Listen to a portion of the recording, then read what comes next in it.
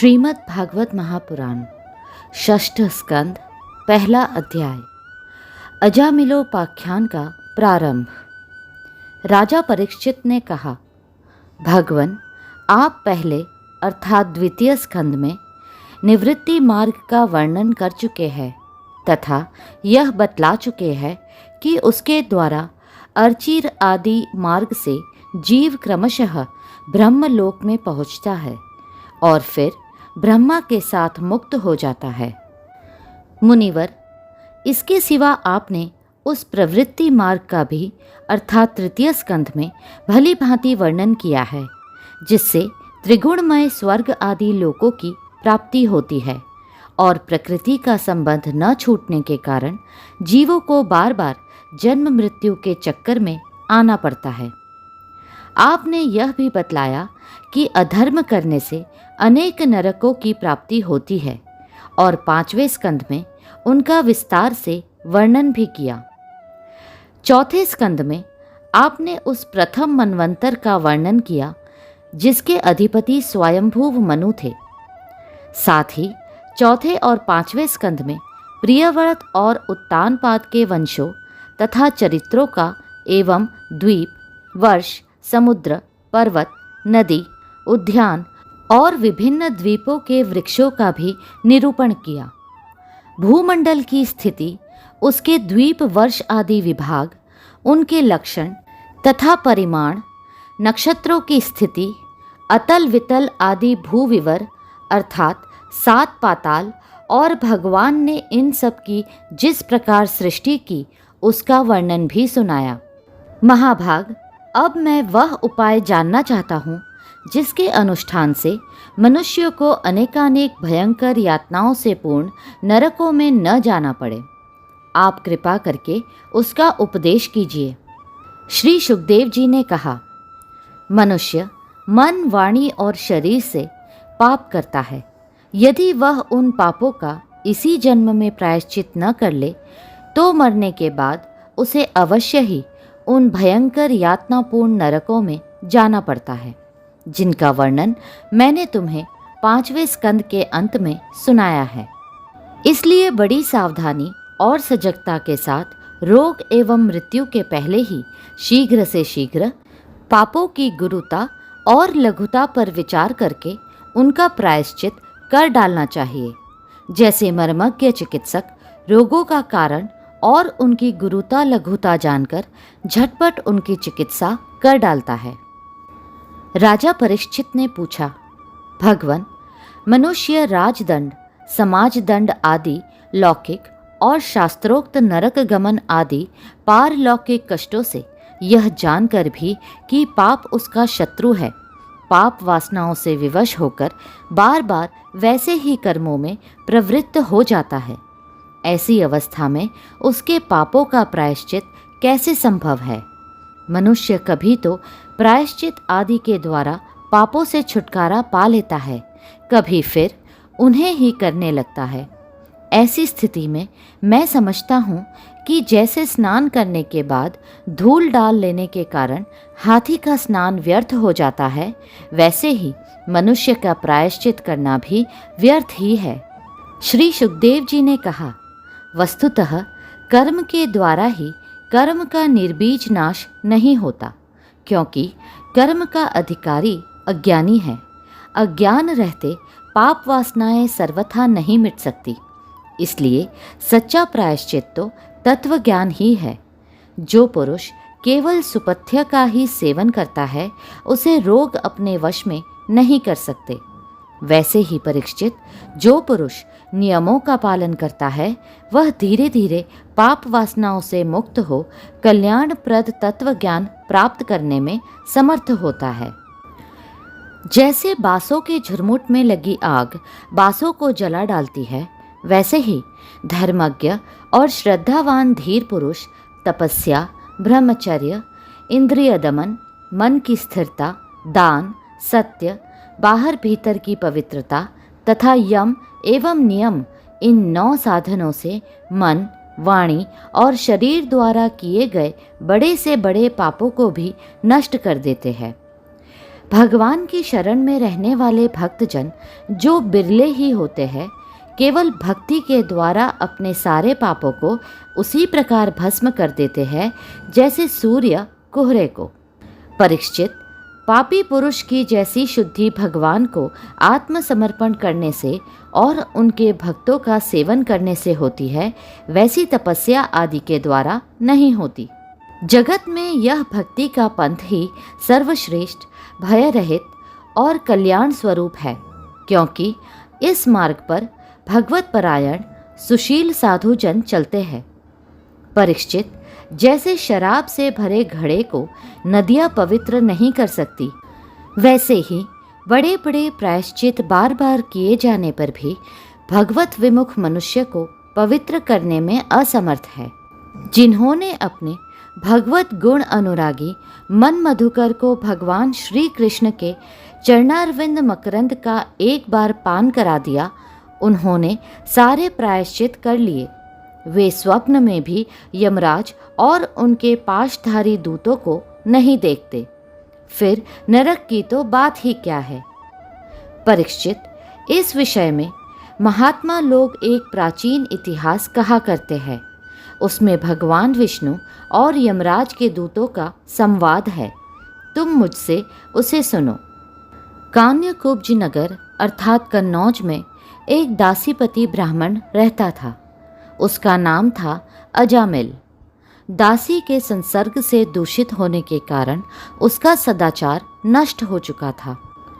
वह पतित कभी बटोहियों को बांधकर उन्हें लूट लेता, कभी लोगों को जुए के छल से हरा देता, किसी का धन धोखाधड़ी से ले लेता तो किसी का चुरा लेता। इस प्रकार अत्यंत निंदनीय वृत्ति का आश्रय लेकर वह अपने कुटुंब का पेट भरता था और दूसरे प्राणियों को बहुत ही सताता था। परीक्षित, इसी प्रकार वह वहाँ रहकर दासी के बच्चों का लालन पालन करता रहा। इस प्रकार उसकी आयु का बहुत बड़ा भाग 88 वर्ष बीत गया। बूढ़े अजामिल के 10 पुत्र थे। उनमें सबसे छोटे का नाम था नारायण। माँ बाप उससे बहुत प्यार करते थे। वृद्ध अजामिल ने अत्यंत मोह के कारण अपना संपूर्ण हृदय अपने बच्चे नारायण को सौंप दिया था। वह अपने बच्चे की तोतली बोली सुन सुनकर तथा बाल सुलभ खेल देख देखकर फूला नहीं समाता था। अजामिल बालक के स्नेह बंधन में बंध गया था। जब वह खाता तब उसे भी खिलाता, जब पानी पीता तो उसे भी पिलाता। इस प्रकार वह अतिशय मूढ़ हो गया था। उसे इस बात का पता ही न चला कि मृत्यु मेरे सिर पर आ पहुंची है। वह मूर्ख इसी प्रकार अपना जीवन बिता रहा था कि मृत्यु का समय आ पहुंचा। अब वह अपने पुत्र बालक नारायण के संबंध में ही सोचने विचारने लगा। इतने में ही अजामिल ने देखा कि उसे ले जाने के लिए अत्यंत भयावने 3 यमदूत आए हैं। उनके हाथों में फांसी है, मुंह टेढ़े टेढ़े है, शरीर के रोए खड़े हुए हैं। उस समय बालक नारायण वहाँ से कुछ दूरी पर खेल रहा था। यमदूतों को देखकर अजामिल अत्यंत व्याकुल हो गया और उसने बहुत ऊंचे स्वर से पुकारा, नारायण। भगवान के पार्षदों ने देखा कि यह मरते समय हमारे स्वामी भगवान नारायण का नाम ले रहा है, उनके नाम का कीर्तन कर रहा है। अतः वे बड़े वेग से झटपट वहां आ पहुँचे। उस समय यमराज के दूत दासीपति अजामिल के शरीर में से उसके सूक्ष्म शरीर को खींच रहे थे। विष्णु दूतों ने उन्हें बलपूर्वक रोक दिया। उनके रोकने पर यमराज के दूतों ने उनसे कहा, अरे धर्मराज की आज्ञा का निषेध करने वाले तुम लोग हो कौन? तुम किसके दूत हो? कहाँ से आए हो? और इसे ले जाने से हमें क्यों रोक रहे हो? क्या तुम लोग कोई देवता, उपदेवता अथवा सिद्ध श्रेष्ठ हो?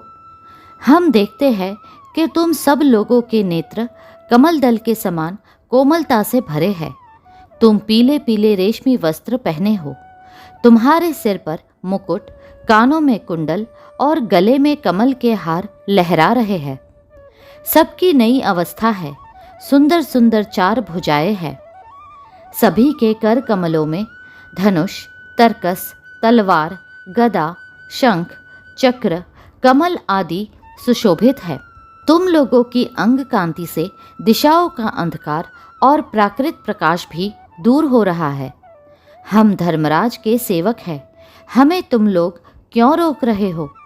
श्री सुखदेव जी कहते हैं, परीक्षित, जब यमदूतों ने इस प्रकार कहा तब भगवान नारायण के आज्ञाकारी पार्षदों ने हंसकर मेघ के समान गंभीर वाणी से उनके प्रति यों कहा। भगवान के पार्षदों ने कहा, यमदूतों, यदि तुम लोग सचमुच धर्मराज के आज्ञाकारी हो तो हमें धर्म का लक्षण और धर्म का तत्व सुनाओ। दंड किस प्रकार दिया जाता है? दंड का पात्र कौन है? मनुष्यों में सभी पापाचारी दंडनीय है अथवा उनमें से कुछ ही? यमदूतों ने कहा, वेदों ने जिन कर्मों का विधान किया है वे धर्म है और जिनका निषेध किया है वे अधर्म है। वेद स्वयं भगवान के स्वरूप है। वे उनके स्वाभाविक श्वास प्रश्वास एवं स्वयं प्रकाश ज्ञान है, ऐसा हमने सुना है। जगत के रजोमय, सत्वमय और तमोमय सभी पदार्थ, सभी प्राणी और अपने परम आश्रय भगवान में ही स्थित रहते हैं। वेद ही उनके गुण, नाम, कर्म और रूप आदि के अनुसार उनका यथोचित विभाजन करते हैं। जीव शरीर अथवा मनोवृत्तियों से जितने कर्म करता है उसके साक्षी रहते हैं सूर्य, अग्नि, आकाश, वायु, इंद्रिया, चंद्रमा, संध्या, रात, दिन, दिशाएं, जल, पृथ्वी, काल और धर्म। इनके द्वारा अधर्म का पता चल जाता है और तब दंड के पात्र का निर्णय होता है। पाप कर्म करने वाले सभी मनुष्य अपने अपने कर्मों के अनुसार दंडनीय होते हैं। निष्पाप पुरुषों, जो प्राणी कर्म करते हैं उनका गुणों से संबंध रहता ही है। इसीलिए सभी से कुछ पाप और कुछ पुण्य होते ही है और देहवान होकर कोई भी पुरुष कर्म किए बिना रह ही नहीं सकता। इस लोक में जो मनुष्य जिस प्रकार का और जितना अधर्म या धर्म करता है वह परलोक में उसका उतना और वैसा ही फल भोगता है। देव शिरोमणियों, सत्व, रज और तम, इन 3 गुणों के भेद के कारण इस लोक में भी 3 प्रकार के प्राणी दिख पड़ते हैं। पुण्यात्मा, पापात्मा और पुण्य पाप दोनों से युक्त अथवा सुखी, दुखी और सुख दुख दोनों से युक्त। वैसे ही परलोक में भी उनकी त्रिविधता का अनुमान किया जाता है। वर्तमान समय ही भूत और भविष्य का अनुमान करा देता है। वैसे ही वर्तमान जन्म के पाप पुण्य भी भूत और भविष्य जन्मों के पाप पुण्य का अनुमान करा देता है। हमारे स्वामी अजन्मा भगवान सर्वज्ञ यमराज सबके अंतःकरणों में ही विराजमान है, इसलिए वे अपने मन से ही सबके पूर्व रूपों को देख लेते हैं। वे साथ ही उनके भावी स्वरूप का भी विचार कर लेते हैं। जैसे सोया हुआ अज्ञानी पुरुष स्वप्न के समय प्रतीत हो रहे कल्पित शरीर को ही अपना वास्तविक शरीर समझता है, सोए हुए अथवा जागने वाले शरीर को भूल जाता है, वैसे ही जीव भी अपने पूर्व जन्मों की याद भूल जाता है और वर्तमान शरीर के सिवा पहले और पिछले शरीरों के संबंध में कुछ भी नहीं जानता। सिद्ध पुरुषों, जीव इस शरीर में 5 कर्मेंद्रियों से लेना देना, चलना फिरना आदि काम करता है। 5 ज्ञानेंद्रियों से रूप रस आदि 5 विषयों का अनुभव करता है और 16वें मन के साथ 17वां वह स्वयं मिलकर अकेले ही मन, ज्ञानेंद्रिय और कर्मेंद्रिय इन तीनों के विषयों को भोगता है। जीव का यह 16 कला और सत्व आदि 3 गुणों वाला लिंग शरीर अनादि है। यही जीव को बार बार हर्ष, शोक, भय और पीड़ा देने वाले जन्म मृत्यु के चक्कर में डालता है। जो जीव अज्ञानवश काम, क्रोध, लोभ, मोह, मद, मत्सर इन 6 शत्रुओं पर विजय प्राप्त नहीं कर लेता, उसे इच्छा न रहते हुए भी विभिन्न वासनाओं के अनुसार अनेकों कर्म करने पड़ते हैं। वैसी स्थिति में वह रेशम के कीड़े के समान अपने को कर्म के जाल में जकड़ लेता है और इस प्रकार अपने हाथों मोह का शिकार बन जाता है। कोई शरीरधारी जीव बिना कर्म किए कभी एक क्षण भी नहीं रह सकता। प्रत्येक प्राणी के स्वाभाविक गुण बलपूर्वक विवश करके उससे कर्म कराते हैं। जीव अपने पूर्व जन्मों के पाप पुण्यमय संस्कारों के अनुसार स्थूल और सूक्ष्म शरीर प्राप्त करता है। उसकी स्वाभाविक एवं प्रबल वासनाएं कभी उसे माता के जैसा अर्थात स्त्री रूप बना देती है, तो कभी पिता के जैसा पुरुष रूप। प्रकृति का संसर्ग होने से ही पुरुष अपने को अपने वास्तविक स्वरूप के विपरीत लिंग शरीर मान बैठा है। यह विपर्यय भगवान के भजन से शीघ्र ही दूर हो जाता है। देवताओं, आप जानते ही हैं कि यह अजामिल बड़ा शास्त्रज्ञ था। शील, सदाचार और सद्गुणों का तो यह खजाना ही था। ब्रह्मचारी, विनयी, जितेंद्रिय, सत्यनिष्ठ, मंत्रवेत्ता और पवित्र भी था। इसने गुरु, अग्नि, अतिथि और वृद्ध पुरुषों की सेवा की थी। अहंकार तो इसमें था ही नहीं। यह समस्त प्राणियों का हित चाहता, उपकार करता, आवश्यकता के अनुसार ही बोलता और किसी के गुणों में दोष नहीं ढूंढता था।